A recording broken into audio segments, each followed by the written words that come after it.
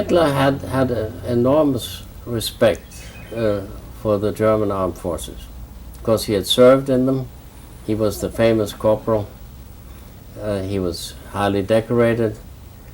He had been a brave soldier. And to him, the tradition of the Wehrmacht was in the Reichswehr, which was the small army allowed under the Versailles Treaty. Those generals were all very conservative, which he was not.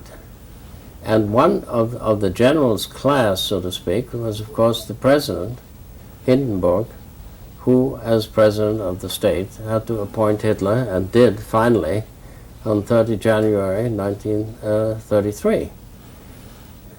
Now, from that point on, Hitler started to exert an influence on the generals, and he gave the generals a lot of things that they wanted, nobody else had given them. One, an army, rearmament, a big army.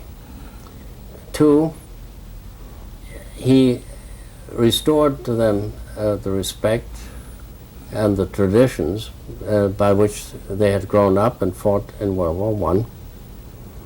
And he gave them back, or gave them further incentives by promoting them.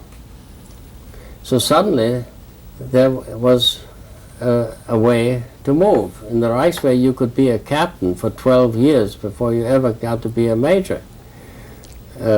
You could go through a whole career and possibly never get beyond first lieutenant. So all of a sudden there were possibilities of expansion.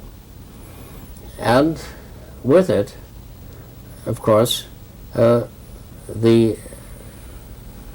realization of the old tradition through training, through the institution of the General Staff.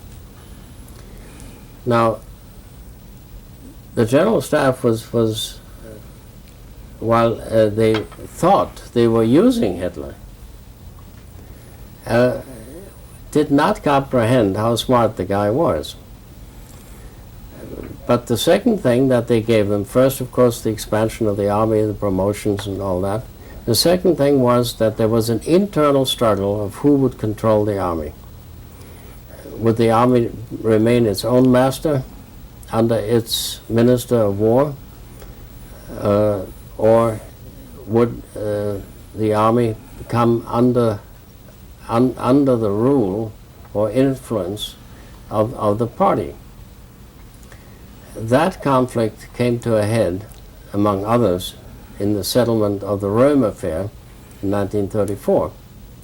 At that point, Hitler needed absolutely the help of the army in order to maintain order within Germany, because the murders that were going on were illegal, and there was a danger of other forces like the army, maybe the police, to take over.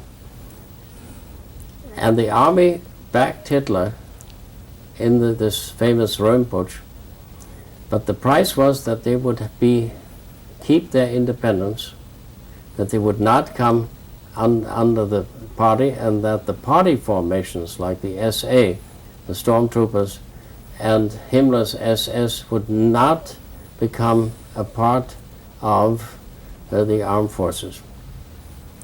And this was a very important step. Hitler had to concede that. And in a way, he never quite forgave them, because the people who had contrived that were then later eliminated once Hitler's expansionist policies started to take effect, especially before the Sudeten crisis and the Czechoslovakian crisis, and even before that, when he eliminated the leadership of the army, either by forcing them out or accusing them, like the commander-in-chief of the army, Baron von Fritsch, of homosexuality under false pretenses and proved to be totally unfounded allegation. But he got rid of him in the meantime and put in his own people. Now, the more that happened, as the old guard left and the new guard came in, there was admiration left, but criticism disappeared, slowly but surely. And one of the reasons the critical attitude toward what Hitler had in mind vanished was the fact that he was proven right, when they, in what they proposed, were proven wrong. The army said, if you reoccupy the Rhineland, France is going to march into Germany. So Hitler said, we're going to march into the Rhineland, and we marched into the Rhineland, and France did not move. Even if Germany at that time had so few troops that what they did, that at night they quietly marched back over the same Rhine bridges in order to march in with music and bands the next day in the morning. And they kept that, repeating that and pretending that they had enormous numbers of troops there. It worked. Now, were you